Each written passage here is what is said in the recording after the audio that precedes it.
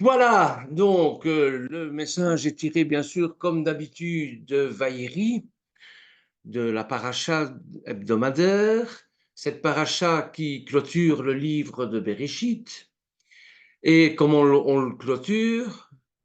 Eh bien, par une bénédiction, parce que une très belle bénédiction, d'ailleurs très prophétique. Joseph, Yaakov est sur son lit de mort et il va appeler ses fils, tous les 12, autour de lui. Et c'est une scène que je dirais impressionnante, solennelle. D'ailleurs, quand un homme de Dieu quitte la scène, eh bien, il donne ce qu'il a sur le cœur de la part de Dieu, bien sûr. Déjà, nous, vous avez certainement vécu ça, moi je l'ai vécu en tout cas, lorsque mon père est décédé, ou ma maman, c'était un peu différent, mais bon, il a réuni toute la famille et il nous a donné les dernières recommandations. Parce qu'on veut, ils veulent en tout cas, avant de passer de l'autre côté, comme on dit, on veut laisser quelque chose de nous-mêmes, un héritage. Parfois, c'est un héritage matériel, donc il y a des recommandations, mais ça nous intéresse moins. Hein. Il y a un héritage spirituel et on sera amené aussi un jour à faire passer cet héritage spirituel. Donc, qu'est-ce qu'on fait? On donne des recommandations. Et Jacob, c'est ce qu'il va faire. Ce sont des paroles très importantes à bien retenir et à recevoir avec le plus grand sérieux. Lorsque une personne décède comme ça, ou qui sait qu'il va mourir, elle va donner ce qu'elle a de plus cher, parce qu'on a cette notion d'éternité en nous. Donc Jacob va nous parler, va parler à chacun de ses fils avec cette vue prophétique extraordinaire qui plonge jusqu'au bout des collines de l'Éternel, comme on dit. Vu que l'histoire va confirmer entièrement, même si Jacob ne l'a dit qu'en peu de mots, eh bien l'Esprit de Dieu nous aide à comprendre dans chaque affirmation, dans chaque proposition de Jacob, le sens réel, le sens étendu des paroles qui sont si belles et si concises. C'est vraiment quelque chose de merveilleux et c'est quelque chose de très prophétique. Nous avons dans la parole de Dieu au moins 22 fois la mention de fils de Jacob, 22 fois. Chose qu'on n'a pas avec les autres, avec Abraham, avec Isaac, mais avec Jacob, on a 22 fois. 22 fois, ça représente aussi les 22 lettres de l'alphabet. Vous allez comprendre pourquoi, parce que quand on va ouvrir le livre de Shemot, Shemot, ça veut dire les noms. Les noms, c'est-à-dire que les fils de Jacob, les 12 tribus, vont descendre en Égypte.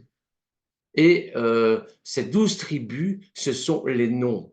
Les noms que les Égyptiens, enfin du moins Pharaon, pas celui-ci, hein, mais Ramsès II, va essayer d'effacer, d'éliminer, parce que c'est les 22 lettres de l'alphabet. Et les lettres de l'alphabet, ce sont les lettres avec lesquelles l'Éternel a construit le monde selon la pensée juive, bien sûr. Donc, c'est pour ça que le livre suivant va s'appeler Shemot, les noms. Donc, nous avons 22 fois le nom de fils de Jacob repris dans, dans le Tanakh, dans Bereshit et même après. Jamais dans l'ordre. Et c'est quelque chose d'extraordinaire que Dieu nous donne 22 fois la liste des noms de la famille de Jacob. C'est ainsi car c'est une famille élue, choisie, une famille qu'il a choisie, qu'il a appelée à travers Abraham, qu'il a voulu en faire la source d'un peuple qui voulait bénir. Pourquoi? Pourquoi cette famille-là et pas une autre? Il a commencé par un homme, par Abraham, et puis la famille d'Abraham, hein, avec Isaac, et puis d'Isaac, Yaakov, et Yaakov, les 12 tribus, bien sûr. Alors pourquoi il a choisi cette famille-là? Eh bien, est-ce que ce peuple était plus sage, plus intelligent, plus fidèle, plus pieux qu'un autre peuple? Mais pas du tout. Pas du tout. Il nous est dit en Deutéronome, chapitre 7, verset 7, qu'il était le plus petit. C'est le peuple le plus méchant de la terre. Il n'y a pas de peuple aussi abominable que le peuple juif. Parce qu'ils ont dit que son sang soit sur nous et sur nos enfants. C'est dans Matthieu chapitre 27 et 25. Ça a été dit d'une manière de malédiction, mais cette malédiction a été transformée en bénédiction. Heureusement que le sang de Yeshua nous, nous est retombé dessus, parce que sinon nous ne pourrions pas être sauvés. Vous voyez? C'est un peu ça. Mais le propos de Dieu repose sur ce qu'il est lui-même, sur sa grâce, qui surabonde là où le péché abonde. Et ce peuple, le peuple tellement rebelle, le plus rebelle de la terre même, ce peuple, eh bien, euh, l'Éternel va l'élever au-dessus de toutes les nations. Et c'est Moshe qui nous en donne la raison. Le secret de cette disposition de Dieu. Pourquoi Dieu a-t-il agi à l'égard de ce peuple? Pourquoi ce peuple est-il l'objet de la haine des nations depuis le commencement? Pourquoi a-t-il subi tant d'outrages, tant de persécutions? A-t-il été l'objet de tant de pogroms, de tant d'essais de le détruire, de l'anéantir, et encore maintenant, de le faire disparaître de la scène mondiale, de rayer Israël de la carte? Pourquoi ce peuple témoin des fours crématoires de la dernière guerre mondiale? Eh bien, parce que c'est le peuple de Dieu, le peuple choisi par Dieu pour être la lumière du monde, c'est-à-dire pour qu'à travers ce peuple, la Torah soit diffusée dans le monde entier et la parole de Dieu aussi, et pour glorifier le nom de Dieu. Et par ailleurs, Moshe nous donne la raison de tout ce que Dieu a fait pour ce peuple, comme il l'a fait pour nous, parce que ce peuple-là, c'est quoi? Eh bien, c'est l'échantillon, c'est l'éprouvette de l'humanité. Tout ce qui lui arrive, eh bien, ça va nous arriver aussi.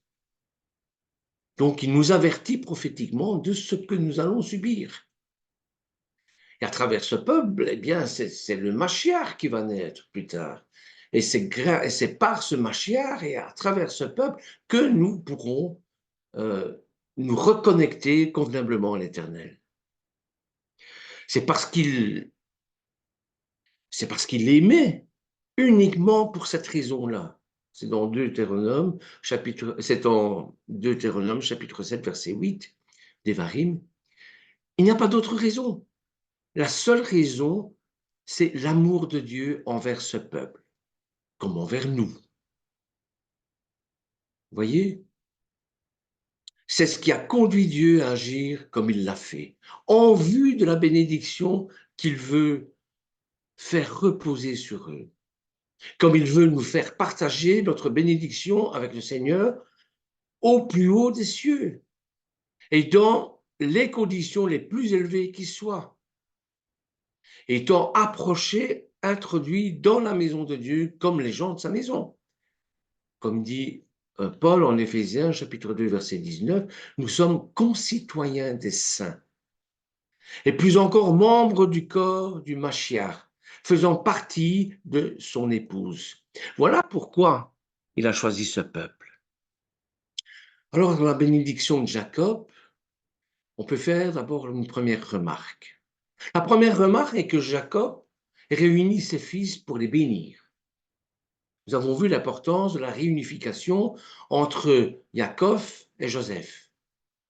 Réunification qui n'est pas encore totale et le sera à la fin des temps. Chaque Shabbat, on bénit les enfants comme Yaakov a béni les petits-enfants. C'est donc une notion d'éternité qui se perpétue de génération en génération. Mais en plus, on bénit des demi-goïms, si j'ose dire, en commençant par le cadet, cassant ainsi le droit d'aînesse selon l'ordre chronologique des choses, selon l'ancienneté. Et la manière de croiser les mains, lorsque Jacob bénit Manassé et Ephraïm, il croise les mains. Et la manière qu'il croise les mains, eh bien, ça nous fait rappeler le rôle de la croix dans la bénédiction des goïms ou des non-juifs, hein, qui sont greffés, bien sûr, sur l'olivier franc. Joseph n'était pas un juif intégré. Je ne dis pas assimilé. Je dis qu'il n'était ni intégré ni assimilé, car il a gardé sa judaïté en lui. Il était toujours juif. Mais il était, comme le Seigneur le dira, nous allons le voir, il était dans le monde sans être du monde. Vous voyez? Évidemment, c'est tout un programme prophétique, cette bénédiction, hein.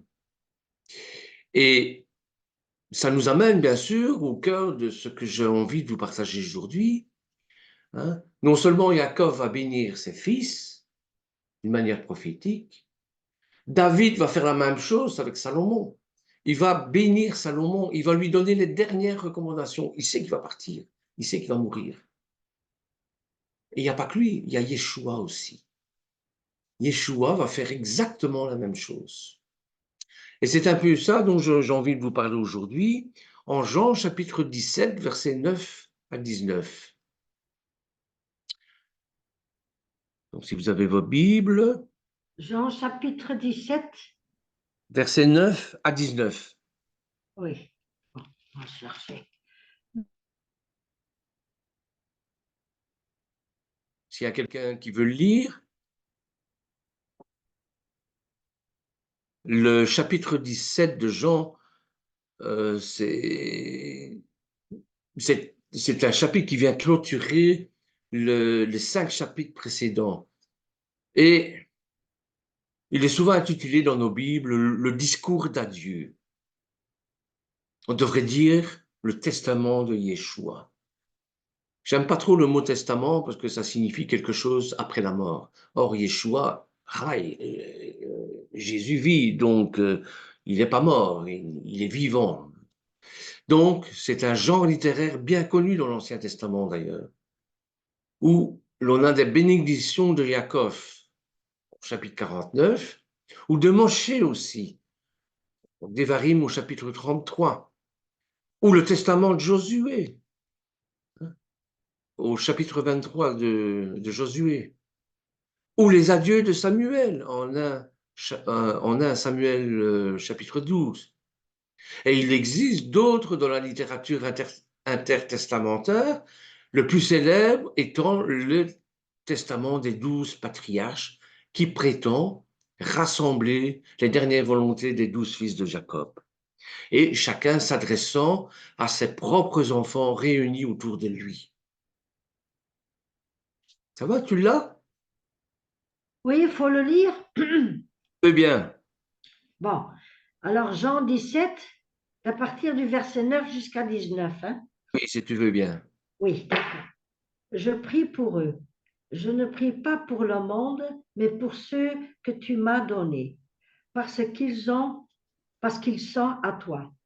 En effet, tout ce que j'ai est en toi, et tout ce que tu es à moi, et en eux, j'ai été glorifié. Maintenant, je ne suis plus dans le monde. Ils sont dans le monde, mais moi, je viens à toi. Père Saint, garde-les par la puissance de ton nom que tu m'as donné, afin qu'ils soient un comme nous. Quand j'étais avec eux, je les ai gardés par la puissance de ton nom que tu m'as donnés.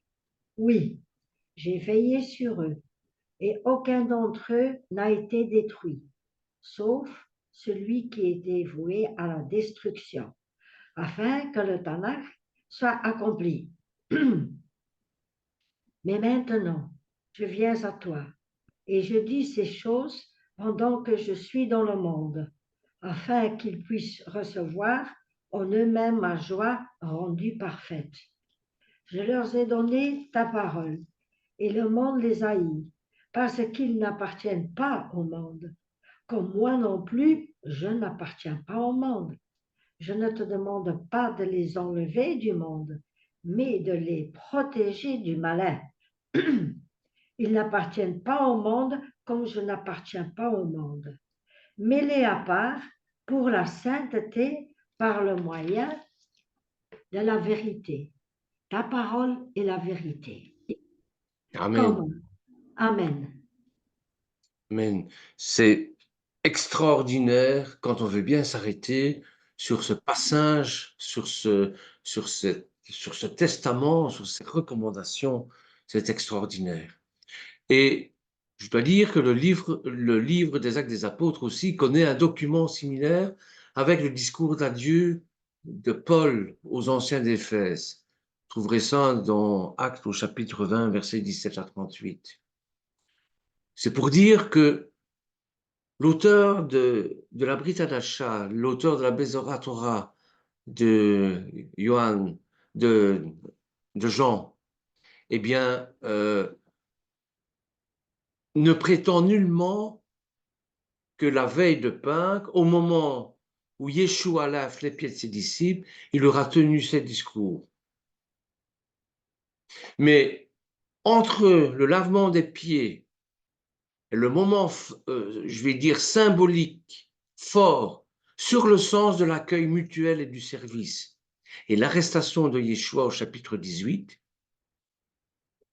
il place comme un condensé de ce qui est pour lui le message de Yeshua. Le thème du service, thème de l'amour, thème de la relation, thème de la Roi Kodesh, thème de la glorification, thème du monde. Le discours parle de ce triangle constitué par le Fils et le Père et les disciples. Il parle de la situation des disciples dans le monde et de la Roi Kodesh qui leur révèle la vérité. Puis, changement de ton, on passe de l'enseignement à la prière. Et c'est ça qui est extraordinaire.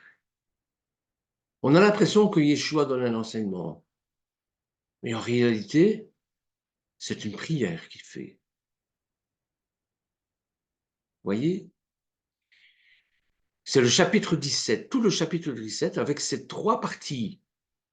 Le Père qui manifeste la gloire de ton Fils, afin que le Fils manifeste aussi sa gloire.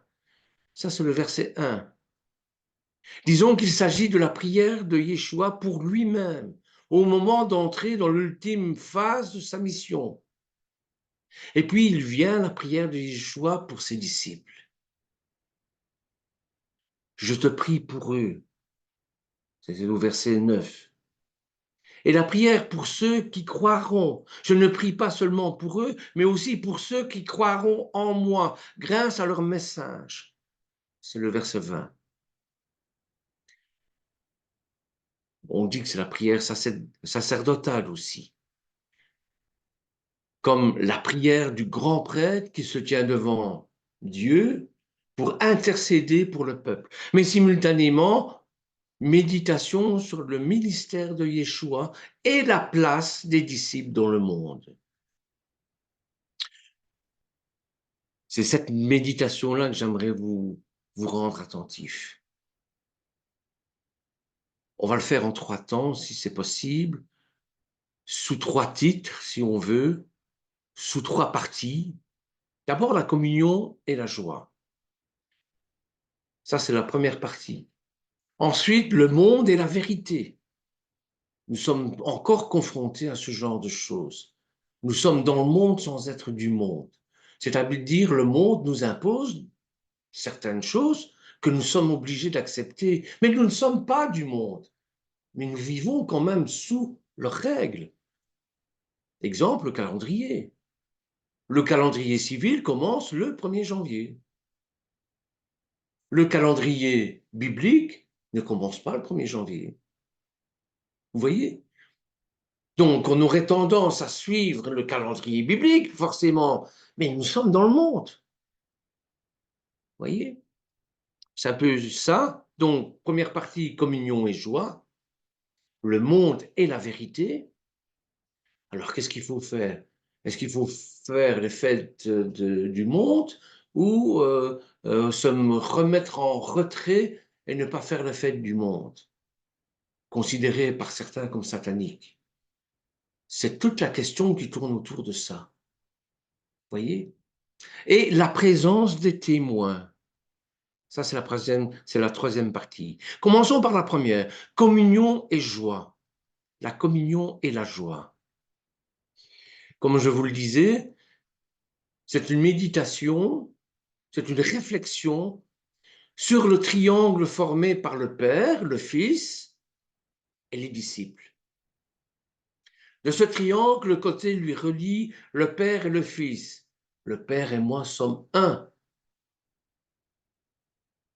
Et à un certain moment, le Seigneur va même dire, parce que la foule était en train de crier, de scander son nom, et les apôtres vont près de Yeshua, lui dire, écoute, fais-les taire, parce qu'on va avoir des ennuis. Il leur dit, même si je les fais taire, les pierres parleront. Ça veut dire quoi? Mais la pierre en hébreu, c'est Eben. Eben, c'est quoi? C'est Av et Ben. Ça veut dire le Père et le Fils. C'est ça que ça veut dire. Vous voyez? Le Père et le Fils qui sont reliés par un amour inconditionnel.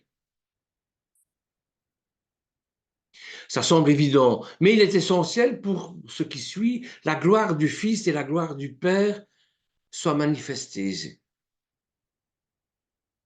Mais de quelle gloire il s'agit?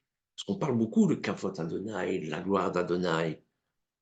Eh bien, c'est celle qui se manifeste quand l'heure est venue. C'est pas n'importe quelle gloire. Hein. C'est pas une gloire militaire, c'est pas une gloire littéraire, c'est pas une gloire parce que bon, c'est un très bon prédicateur. Non, non, non. L'heure est venue, le temps de la manifestation de Dieu dans sa gloire. Quand Yeshua va accomplir l'œuvre du Père, celle pour laquelle il est venu, celle pour laquelle il va se donner lui-même, pour que le monde connaisse la vérité sur le Père.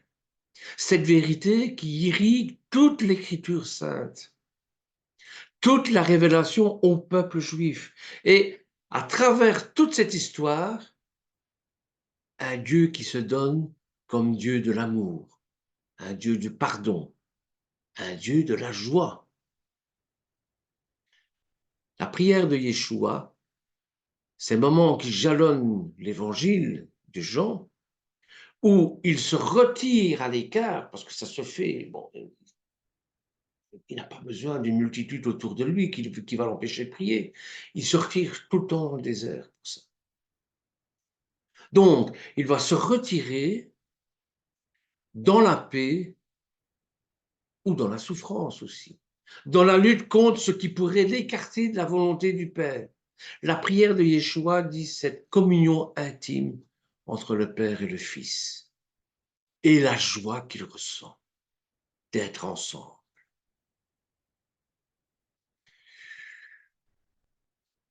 Mais l'extraordinaire de ce discours d'adieu, eh bien, c'est qu'il établit non seulement une même relation de communion entre le Fils et ses disciples, mais encore le Père et les disciples du Fils. Voyez?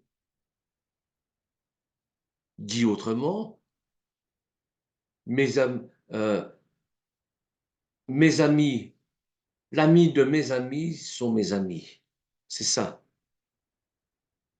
Que ma gloire, qui est la gloire du Père, se manifeste en eux. C'est ça qu'il dit. Que l'unité du Père et du Fils soit leur unité, donnée par la bénédiction du Père aux disciples. Que ma joie, dit Yeshua, d'être dans cette intimité avec le Père, soit leur joie. C'est exactement ce que Yaakov va faire, et les autres par la suite. À l'arrière-plan, il y a le fait même qu'il s'agit d'un discours d'adieu. Il y a les souffrances à venir. Il le sait, il sait qu'il va être trahi. Il sait qu'il ne peut plus continuer son ministère parce qu'il a été trop loin au niveau physique, au niveau du monde. Donc le monde va le détester pour ce qu'il est. Il le sait. Des trahisons, des reniements, aucune protection particulière, mais une communion profonde, inaltérable, source de joie complète. Voilà pour la première partie, la communion et la joie. Maintenant, on va voir le monde et la vérité. C'est la deuxième dimension de cette méditation, de cette réflexion, de cette prière de Yeshua. Et cette dimension, Yeshua souhaite faire la nôtre aussi. Ils sont dans le monde, il va dire. Ils sont dans le monde. Nous sommes dans le monde. C'est notre contexte. Être dans le monde sans être du monde. Le monde est perçu comme une présence hostile. Le lieu où le mal peut s'exercer, qui rejette la volonté de Dieu, qui rejette sa parole. Ces paroles de Yeshua placées dans l'évangile de Jean, en discours d'adieu, à la veille de la passion, à la veille qu'il va être arrêté, martyrisé et crucifié. Eh bien, ça ne peut qu'être marqué par la haine, donc Yeshua va être victime.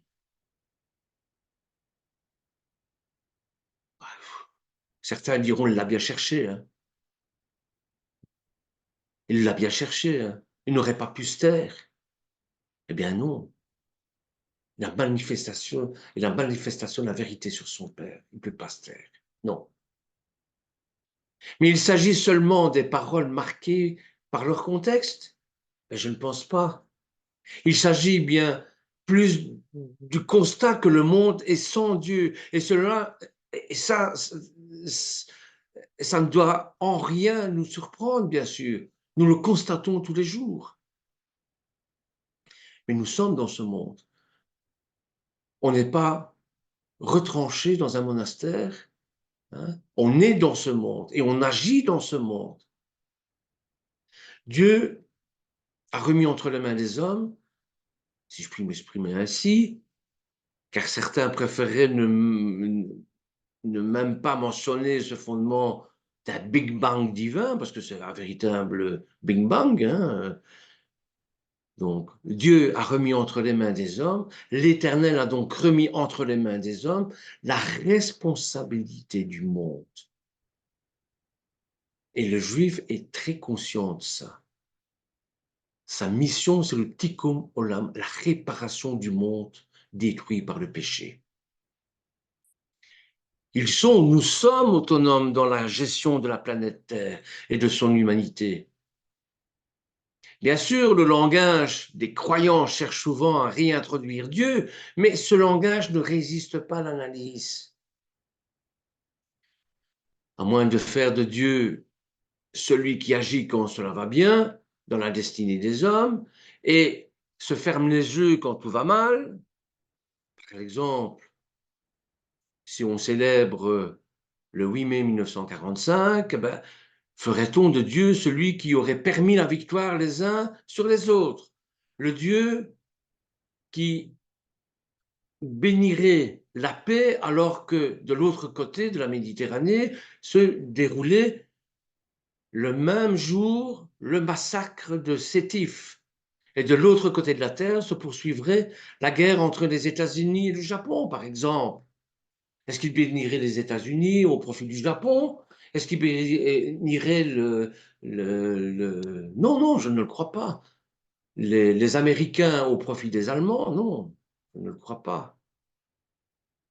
Les Talmudim Shel Yeshua sont dans ce monde, sans Dieu, pour y exercer leur responsabilité humaine de gestionnaire de ce monde, aspirant, comme tous, à plus de justice et de paix. Et Dieu n'en tire pas toujours les ficelles. Il nous donne un monde à gérer, et c'est à nous à le faire.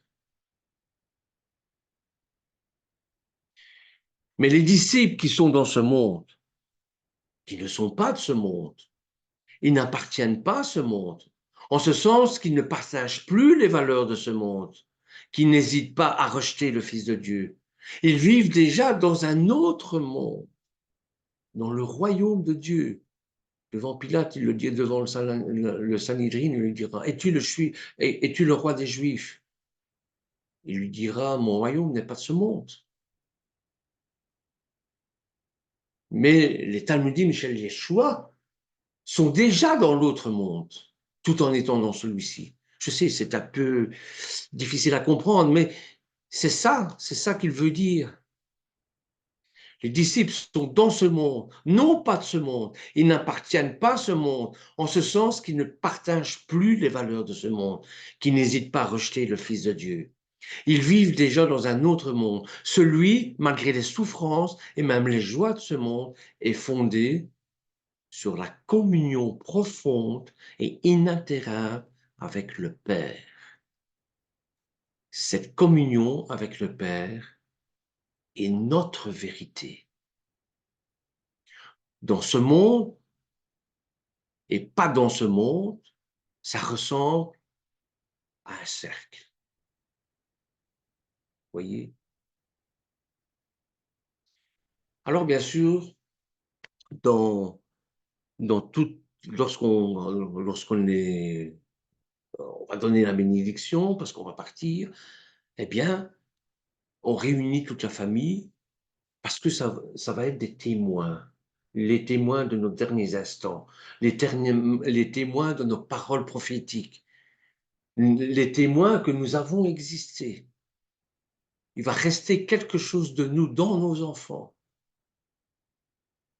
parce que nous sommes nés éternels. Et c'est le péché qui nous a fait mortels. Et on a toujours ce sentiment de paradis perdu, ce sentiment qu'on n'est pas né pour mourir. Alors on essaie par tous les moyens, bien sûr, de garder cette éternité, de faire passer ce sentiment, cette pensée d'éternité. Ecclésiaste le dit très bien en chapitre 3. Vous voyez? Donc ce défi d'être sans en être, les chrétiens, enfin, je vais dire les Talmudim, voilà, les Talmudim Shel Yeshua, les disciples de Yeshua, le vivent aujourd'hui comme hier, avec comme première attitude, et je devrais dire comme première tentation, celle du retrait du monde, qui peut être sous plusieurs formes. Voilà pourquoi c'est une tentation. Vous savez, parfois on en a tellement ras-le-bol que nous sommes assaillis de toutes parts, qu'on a envie de tout lâcher, de tout quitter, de partir dans une montagne, dans un monastère, de partir loin de tout et de souffler un peu. Eh bien, le monachisme en est une de tentation. Vous voyez? Vivre à l'intérieur d'une clôture, c'est-à-dire d'un monastère, où rien ne peut nous impacter. Entre soi, prétendant avoir trouvé une règle de vie en tout point conforme à la volonté de Dieu, et priant pour ce monde dont on prétend ne pas être. C'est ça le but des moines dans leur monastère. La réforme protestante a récusé ce retrait du monde. Et les juifs aussi le récusent. sous forme de, bon, c'est bien d'avoir la tête dans les étoiles auprès de Dieu, mais c'est bien d'avoir les pieds sur terre. Et c'est maintenant de réparer ce monde qui est blessé, qui est cassé. C'est à nous de le réparer. Puisque, entre parenthèses, c'est nous qui l'avons cassé. Voilà. Hein. Donc, cette réforme protestante, ainsi que d'autres réformes, hein, a récusé ce retrait, donc a dit non, non, non, non, il ne faut pas se retirer du monde. Et tout d'abord parce que c'est une illusion, comme s'il était possible de ne pas être de ce monde avec ses contradictions, tout à la fois parmi les vierges folles et les vierges sages.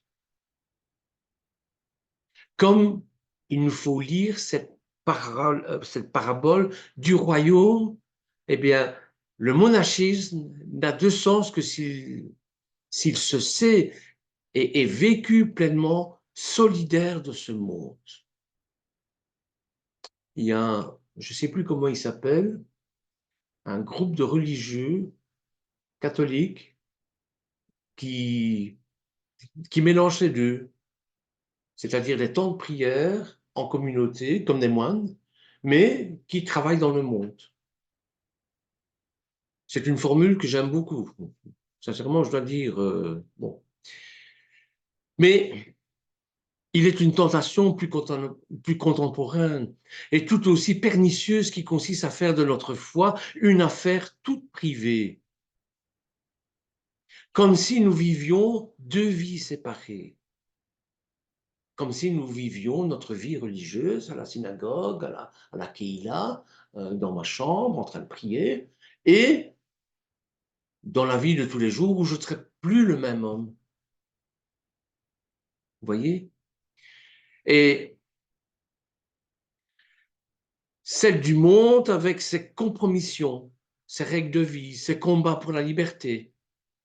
Et notre vie de foi enfermée dans nos lieux de culte, dans nos chambres pour prier, comme s'il y avait deux mondes, comme si nous vivions deux mondes.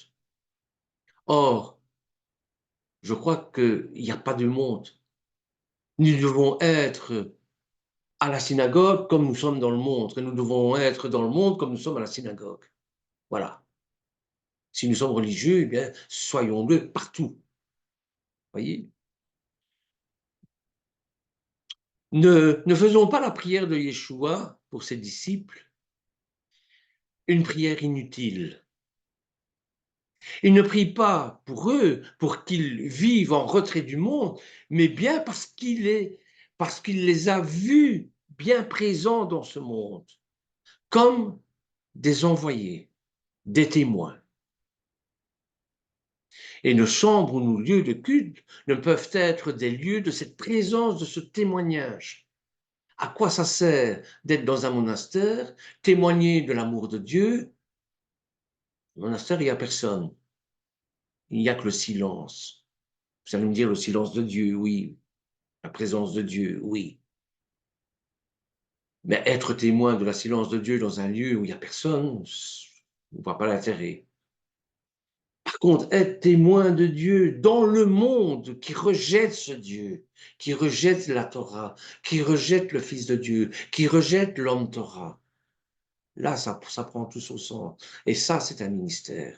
Un ministère de Talmud, un ministère de disciples. Vous voyez?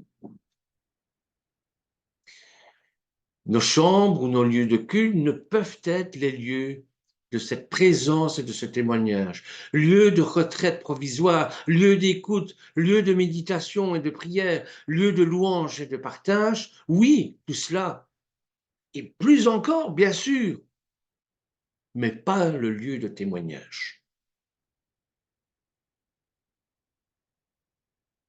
Je les ai envoyés dans le monde comme tu m'as envoyé dans le monde. C'est l'ordre de mission est clair et net. Yeshua nous veut présents dans le monde, à l'écoute de la parole de Dieu, qui est vérité, et témoin de cette parole. Mais avec Yeshua, il n'y a pas de fausses illusions. Le monde ne changera pas. faut pas se faire d'illusions. Vous n'allez pas changer le monde. Il n'a peut-être pas vocation à changer non plus ce monde. Il restera toujours un monde sans Dieu, livré à la responsabilité des hommes. C'est ça le libre arbitre. C'est pas le monde qui doit changer, ce sont le cœur des hommes qui doivent changer. Mais les hommes peuvent changer, c'est ça. Nous pouvons être pour eux des signes d'une autre réalité, celle de la communion que Dieu veut pour tous les hommes avec lui. Et de cette communion naît un autre regard sur le monde, un monde destiné à l'amour de Dieu, à son pardon et à sa joie. Être le témoin de ce regard de Dieu sur le monde, un regard réaliste, sans concession, mais un regard d'amour et de pardon, un regard d'espérance toujours renouvelé.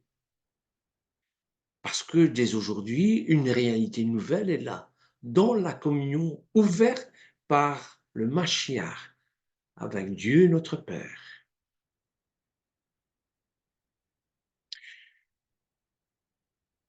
Voilà, frères et sœurs, je vais arrêter mon petit message ici, parce que ça mérite profonde réflexion, bien sûr, sur tout ce que j'ai dit, et même le message en lui-même. Mon Dieu, ce que j'ai dit, ce n'est que paraphraser ce qui est dit. J'essaie simplement de vous montrer à quel point c'est important le message de Yeshua, le testament de Yeshua, les adieux de Yeshua, comme on a vu pour les adieux de Yaakov, c'est exactement la même chose.